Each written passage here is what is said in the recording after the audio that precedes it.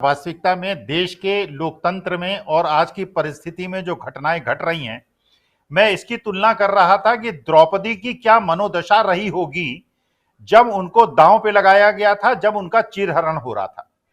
द्रौपदी ने बड़ी कातर दृष्टि से भीष्म पितामह की तरह देखा और ये सोचा कि भीष्म पितामह हैं, ये पितामह हैं, ये मेरी रक्षा करेंगे। भीष्म पितामह ने सिर झुका लिया।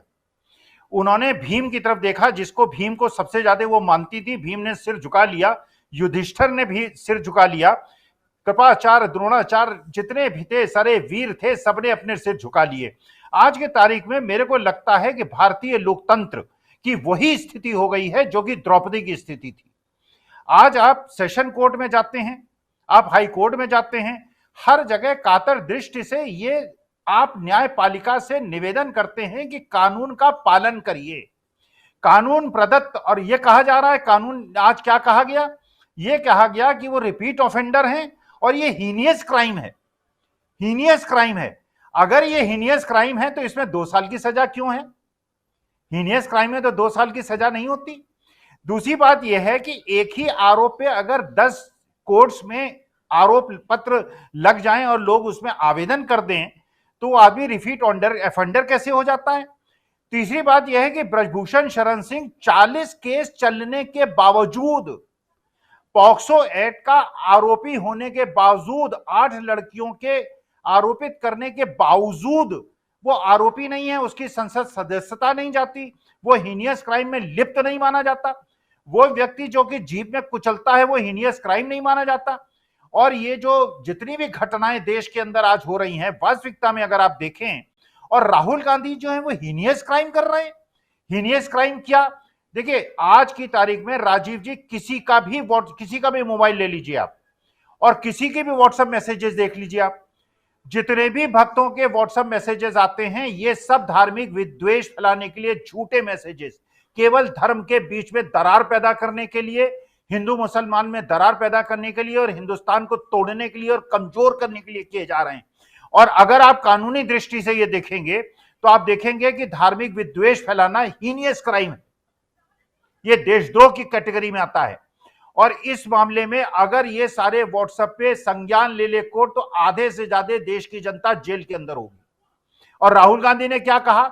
राहुल गांधी की विवेचना केवल भारत की जनता नहीं कर रही है, भारत के कोर्ट नहीं कर रहे हैं, विदेश की जनता और विदेश के कोर्ट्स और वहां के जर्नलिस्ट भी इसको कर रहे हैं कि अगर ये हीनियस क्राइम है तो धर्म संसद में अगर खुलेआम चेतावनी दी जाती है और अगर कोई व्यक्ति गांधी जी को, महात्मा गांधी को ये कहता है कि गोडसे जिंदाबाद और महात्मा गांधी पे गंदे शब्दों का उपयोग किया जाता है, पंडित जवाहरलाल नेहरू जो देश के पहले प्रधानमंत्री थे उन पे गंदे शब्द और अपनी भांजी और बहन को अगर गले लगाते हैं, उनका चारित्रिक हनन होता है, अगर वो हीनियस क्राइम नहीं है, अगर वो डिफेमेशन नहीं है, तो इस प्रकार में अब हमें यह सोचना पड़ेगा कि जब हम आपके फोरम में राजीव जी बैठे तो हम ब्रजभूषण शरण सिंह को अगर आरोपी बताएंगे, उन पे कुछ कहेंगे, अगर हम नीरव मोदी पे, ललित मोदी पे, मेहुल चोकसी, विजय माल्या पे कुछ कहेंगे, कल हम पे मानहानि का केस ना हो जाए कि आपने नीरव मोदी को गलत कैसे बताया, ललित मोदी को गलत कैसे बताया। अरे नीरव मोदी और ललित मोदी, ये विजय माल्या और मेहुल चोकसी,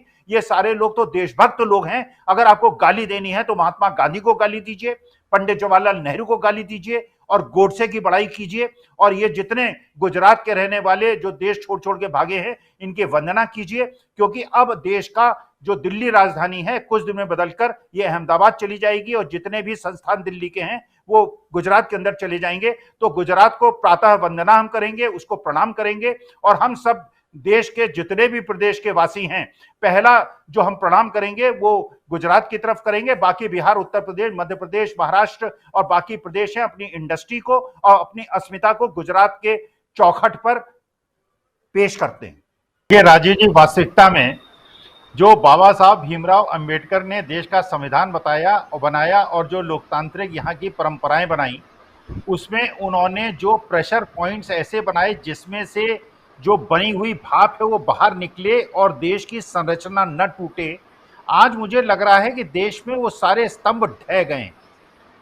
अब आप ये सोचिए, जैसे प्रेशर कुकर में सीटी होती है, उसके अंदर भाप बनती है, बाहर निकलती है, तो प्रेशर को बाहर निकालती है। और जब ये अर्थक्वेक्स होते हैं, अर्थक्वेक्स इसलिए होते हैं कि जिससे कि धरती के अंदर जो दबाव है अगर बाहर नहीं निकलेगा तो ये विस्फोट होता है।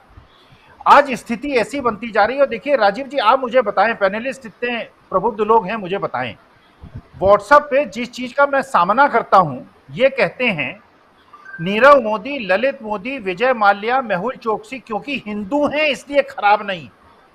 अब मैं कैसे एक शिक्षक के रूप में राजीव जी कैसे स्वीकार कर लूं कि ब्रिगेडियर उस्मान गलत आदमी थे, अब्दुल हमीद गलत आदमी थे, अशफाक उल्लाह गलत आदमी थे, सरदार भगत सिंह गलत आदमी थे क्योंकि ये हिंदू नहीं थे, ये मुसलमान और सिख थे। मैं कैसे इन भगोड़ों को जिन्होंने देश की संपदा को लूटा है, लेकिन अगर ये हिंदू थे, मैं इनका समर्थन कैसे कर दूं? तो जो ये एक व्यू रचना कर रहे हैं, देखिए राजीव जी, वास्तविकता में मैं समझता हूं भारत माता को प्यार करने वाले एक भारत के पूत की तरह से मैं समझता हूं, ये डू एंड डाई की स्थिति है देश के लिए। और जो महात्मा गांधी ने नारा दिया था, आज वो स्थिति है। अगर 2024 में देश की जनता ने विवेकपूर्ण निर्णय नहीं दिया, अगर दिया तो देश की अस्मिता बचेगी, देश की एकता और अखंडता बचेगी। लेकिन अगर ये टुकड़े टुकड़े गैंग के हाथ में देश चला गया, अभी तो प्रवेश शुक्ला ने एक आदिवासी के सिर पे पेशाब किया है। हम और आप जैसे लोग जो देश को प्यार करते हैं, जो देश की एकता और अखंडता की बात करते हैं, ये हमारे मुंह पे भी पेशाब करेंगे और हमसे कहेंगे कि अगर या तो पैर धुलवा लो वरना तुम्हारा पैर तोड़ देंगे। देश के लोकतंत्र को बचाने के लिए, देश की अस्मिता को बचाने के लिए, देश के लोकतंत्र को बचाने के लिए, बाबा साहब भीमराव अंबेडकर की जो भावना थी उसको बचाने के लिए, पंडित जवाहरलाल नेहरू, सरदार पटेल के देश को बनाने के लिए, चंद्रशेखर आजाद बचाने के लिए हमको एकजुट होने की आवश्यकता है। और हमें ये जो सामुदायिक शक्तियां हैं, ये देश को जो टुकड़े टुकड़े गैंग देश को तोड़ रहा है और कमजोर कर रहा है, इसको हराने के लिए हम राजनीतिक लोग नहीं हैं, हमें राजनीतिक पार्टी से नहीं मतलब है, लेकिन हम ये जरूर जानते हैं कौन दुर्योधन है, कौन दुशासन है और कौन भगवान कृष्ण है। हमें भगवान कृष्ण के हाथ को मजबूत करना होगा और दुर्योधन, दुशासन जो नारियों के सम्मान के खिलाफ अपराध करते हैं और जो उनको कोई सजा नहीं होती, उनको हीनियस क्राइम नहीं माना जाता, लेकिन एक प्रकार की राजनीतिक चुनावी रैली में किए हुए भाषण पे किसी आदमी को इतना बड़ा दंड दिया जाता है। अब ये हमारा और आपका कर्तव्य है कि हम राष्ट्रहित में जो देश के उचित है वो करें और धर्म को जिताएं और अधर्म को हराएं। बिल्कुल, हमारे चैनल से जुड़े रहने के लिए YouTube पर टाइप करें DB लाइव, सब्सक्राइब बटन को क्लिक करें और बेल आइकन को दबाना न भूलें ताकि खबरें आप तक पहुंचती रहें। देखते रहिए DB लाइव, क्योंकि यहाँ हैं खबरें लगातार।